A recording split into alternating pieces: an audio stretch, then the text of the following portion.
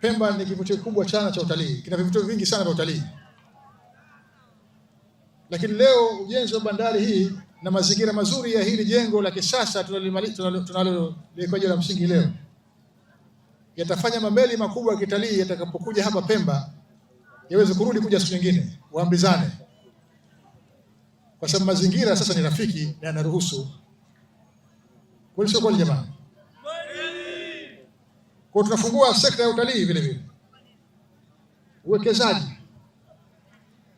Tunapokuwa tuna miundombinu hii mizuri, mtu akiwa ana uwezo kusafirisha bidhaa zake kwa urahisi, kwa haraka, kwa unafuu na kwa ufanisi, mabarabara haya yanajengwa ya kutoa bidhaa kutoka sehemu yote kuleta bandarini, manake watu wengi watakuja kuwekeza hapa Pemba,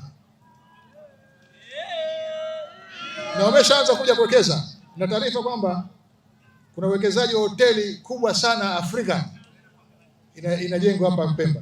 Kwani sio kweli? Ni kweli. Sasa hiyo kama ni mvua, hiyo si manyunyu, au sio jamani? Tukimaliza uwekezaji kama huu,